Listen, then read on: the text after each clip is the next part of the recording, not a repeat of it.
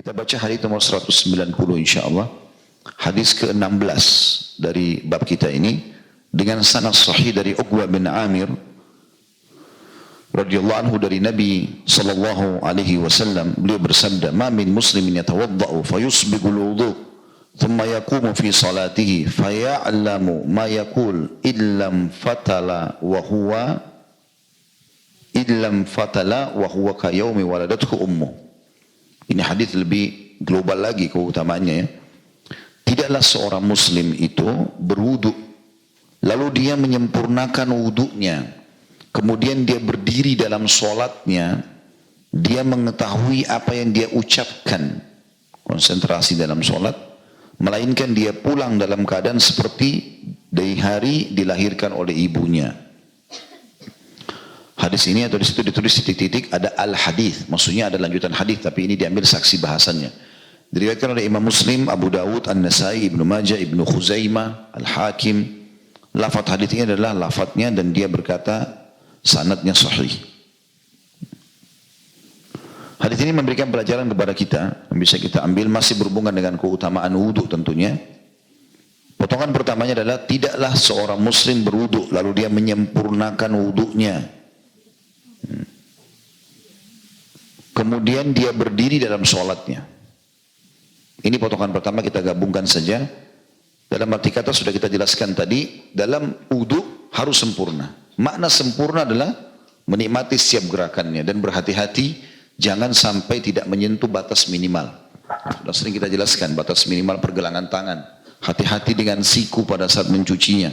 Kadang-kadang bagian bawah sini nggak kena, gitu ya. Kalau mau dari keran air kita siram dari atas ke bawah lebih baik. Ya. Kalau enggak kita ambil air dari bagian depan, ya, tangan ditarik sampai ke siku dipastikan kena, baru diputar ke dalam. Satu, kemudian yang kedua, kemudian yang ketiga. Dan sudah kita jelaskan juga boleh berwudu pada saat lagi mandi. Ya. Dan itu dia bisa mendapatkan keutamaan lain karena dia bisa melebihkan, ya. Misalnya lebih naik kepada lengannya atau dari mata kaki dia siram dari betisnya misalnya, gitu kan. Itu bisa dia lakukan tentu terutama pada saat mandi. Nah, mungkin dia tidak berbusana dan dia di kamar mandi sendirian, dia bisa lakukan karena Nabi SAW bersabda dalam hadis yang pernah kita bahas dulu di pertemuan-pertemuan sebelumnya, itu perhiasan seorang mukmin akan memenuhi anggota tubuh yang tersentuh dengan air wudunya. Jadi itu termasuk berarti makin jauh jangkauannya maka makin banyak perhiasannya. Apa perhiasan itu? Allahu a'lam. Kita tidak tahu, tidak bisa kita bayangkan itu adalah gelangka, emas, kita tidak tahu.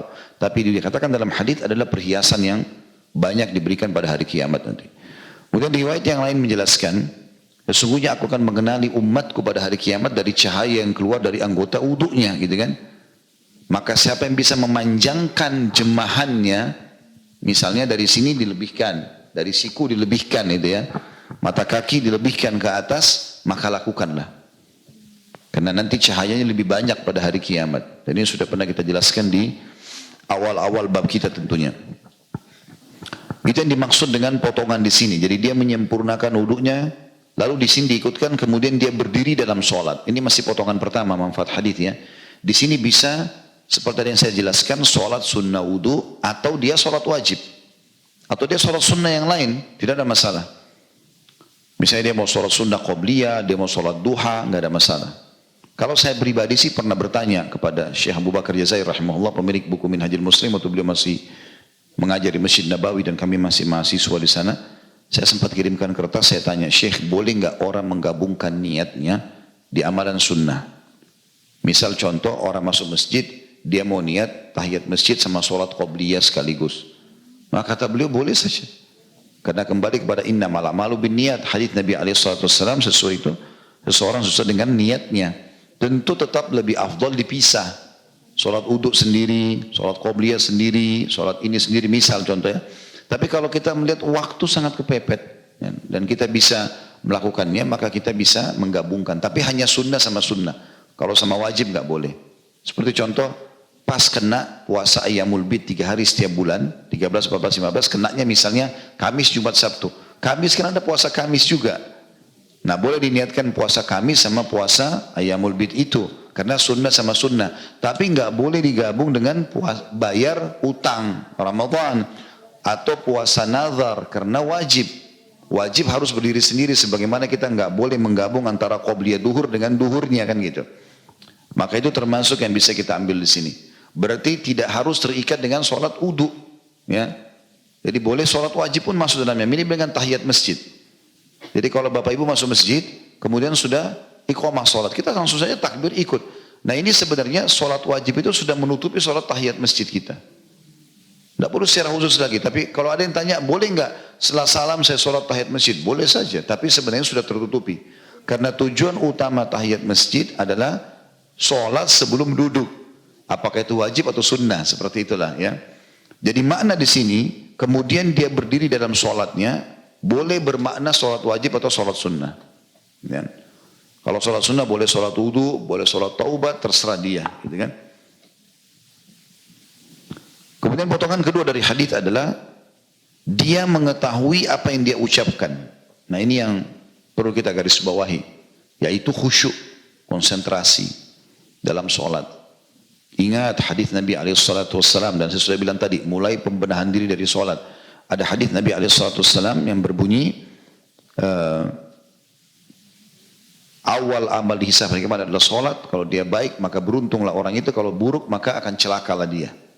Maka seseorang harusnya hati-hati dalam masalah sholat. Dalam hadis yang lain, ada orang hari kiamat hanya menerima setengah pahala sholatnya. Ada yang cuma menerima sepertiga, ada yang menerima seperempat, ada yang menerima sepersepuluh, dan ada yang tidak menerima pahala sholatnya kecuali seperti baju kotor yang diremukkan lalu dilemparkan ke wajahnya. Jadi tidak ada manfaatnya. Dia dari takbir sampai salam nggak sadar apa yang dia lakukan. Ya. Dan memang syaitan bertengkar, mengganggu orang. Seperti hadis Uthman bin Abi Mad'un radhiyallahu anhu, sahabat Nabi yang mulia mengatakan, ya Rasulullah, saya kalau sholat sering terganggu. Sering terganggu. Jadi ada syaitan, kadang-kadang ingat, kadang-kadang enggak gitu ya. Jadi terbawa arus. Kata Nabi SAW, itu golongan syaitan yang bernama khinzib atau khinzab ya.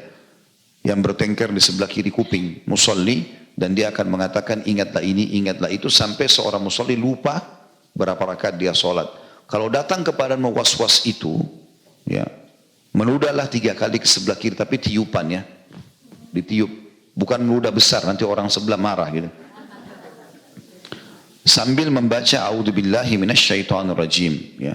Tetap konsentrasi, wajahnya ke tempat sujud, kemudian tetap membaca tapi meniupkan ke sebelah kiri, hanya antara dia sama dirinya. Kemudian kata Uthman bin Abi Mad'un, setelah aku praktekkan maka tidak lagi was-was itu.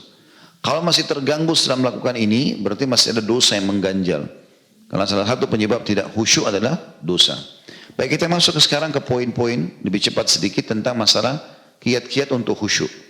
Yang pertama adalah benarnya wudu itu sendiri, sempurnanya wudu itu sendiri. Karena selalu kita belajar hadis fayuhsinul wudu, menyempurnakan wudu, menyempurnakan wudu. Ini berarti penyebab utama daripada ya khusyuk tadi. Jadi kalau dinikmati semua gerakannya, kita berikan semua haknya, maka insya Allah akan aman. Yang kedua, ya, adalah bersihnya dan sucinya pakaian, tubuh pakaian dan juga wadah untuk sholat, tempatnya kah atau sejadahnya kah, ini kiat juga. Ya. Jadi nggak ada salahnya sejadah itu dibubuhi minyak wangi tempat sujudnya, ya, supaya kita pada saat sujud nyaman. Ya. Ini untuk antara kita sama Allah Subhanahu wa taala tentunya ya. Di rumah misalnya, pada ibu sholat di rumah, sejadah di rumah bisa dipakai untuk itu. Ya. Jadi termasuk mendukung dalam kondisi badan kita segar, pakaian kita bersih, tempatnya wangi dan segala macam. Yang ketiga, betulnya gerakan dan bacaan. Betulnya gerakan dan bacaan. Jadi semua gerakan sholat, ya, itu perlu dilihat lagi kembali. Sudah ada praktek sholat saya lakukan, insya Allah di YouTube sudah ada. Bagaimana menegakkan semua ruas tulang belakang, kemudian mengangkat telapak tangan, jari-jari semua rapat ke depan, sejajar dengan pundak, lalu mulai takbir, mempertemukan antara punggung kanan, bagian dalam dengan punggung kiri, bagian luar. Bisa seperti ini atau meletakkan di pergelangan tangan, lalu diletakkan di awal dada atau di ulu hati ya.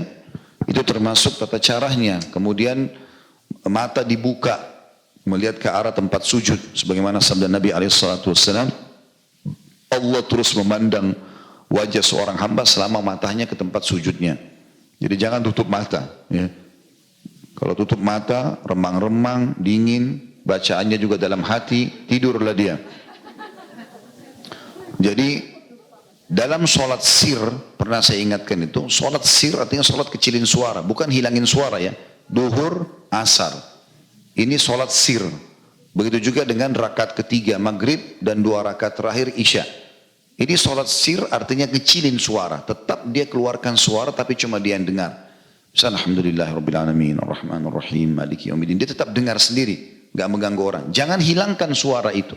Karena sir bukan menghilangkan tapi mengecilkan.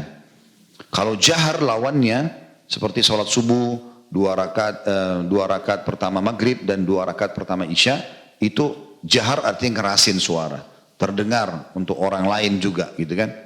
Maka ini pahami mata-mata istilah sirnya. Berarti salah satu penyebab kekhusyuan adalah ya, pada saat sholat sir kita mengeluarkan suara, tapi sebatas kita sendiri yang mendengarnya. Seperti itulah ya. Ini masuk dalam masalah gerakan-gerakan sholat tadi, kesempurnaan. Jadi kiat yang ketiga adalah betulnya bacaan dan gerakan gitu kan. Nah pendukungnya adalah tadi, pendukung-pendukungnya. Ya, apa namanya? Benarnya bacaan, membuka mata ke tempat sujud, kemudian adanya suara yang terdengar ya.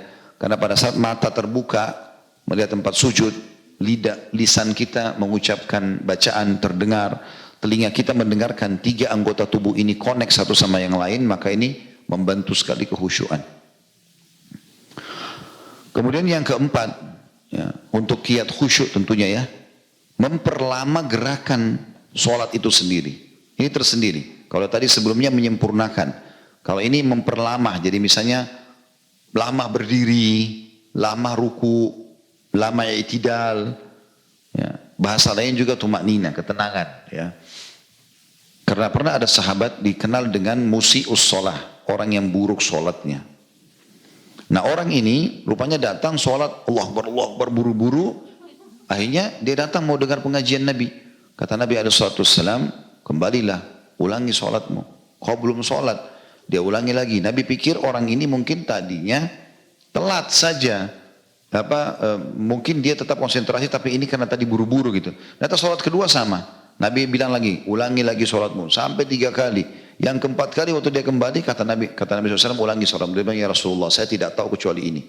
Maka Nabi SAW ajarkan, kalau kau mau sholat, tenangkan dulu seluruh ruas tubuhmu, tulang-tulangmu, kemudian tenang menghadap kiblat baru takbir. Bacalah yang Allah mudahkan dari bacaan. Kemudian kamu ruku, tenangkan semua sendi-sendimu baru kau baca. Jadi kita Allahu Akbar, tenang dulu, baru baca pelan-pelan wajjahtu wajhiya lilladzi fataras samawati dan seterusnya. Bukan Allahu Akbar wajjahtu wajhiya lilladzi fataras samawati, buru-buru sekali.